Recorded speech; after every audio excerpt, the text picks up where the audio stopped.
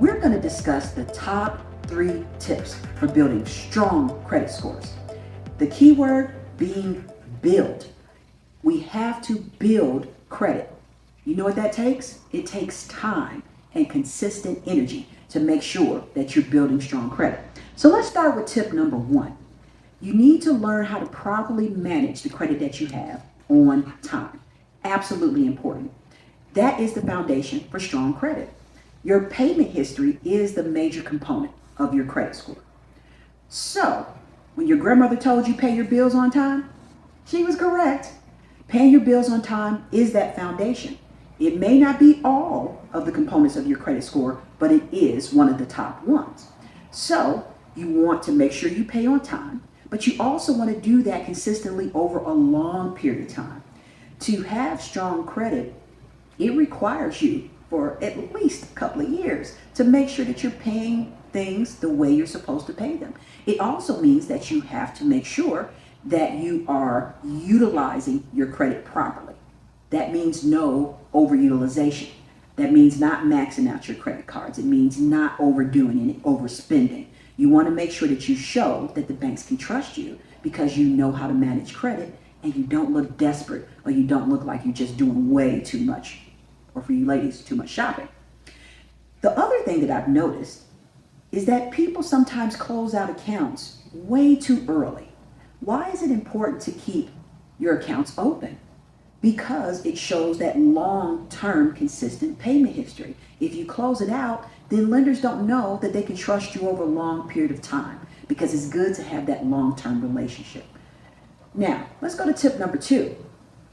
You want to deal with the negatives before they deal with you. What do I mean by that? If by chance something goes wrong, because Lord knows we've had to deal with some interesting challenges these days. But if something goes wrong, you want to consistently show that you're willing to work it out. So if you, for instance, go bad on an obligation and a collection company calls you, you may want to figure it out how you can make a payment arrangement, for instance. And if you want to be better at it before it even goes to collections, work out a payment arrangement. It shows lenders that even though you had a challenge, you resolved that debt. So again, deal with it before it deals with you. Tip number 3, you want to make sure that building is just as important as repairing. Let me say that again. Building is just as important as repairing. So don't get so overly obsessed with credit repair that you don't think about, how am I showing that I've got back on the horse and kept riding? How am I showing that I can now be trusted? Yes, I had issues in the past, but now I'm doing well again. You only can do that by getting new credit and showing that you have on-time payment history with that new credit. Now, you might be saying to yourself, well, how am I going to do that? I don't have good enough credit to get approved for anything. You may need to start with a secured card. That means you put money in the bank and then they issue you a credit card based on having that security.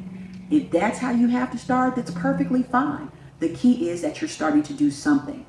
Thinking of credit as a scale, if you were at a market, for instance, you may have bad information on one side and positive on the other. But the key is make sure the positive outweighs the negative.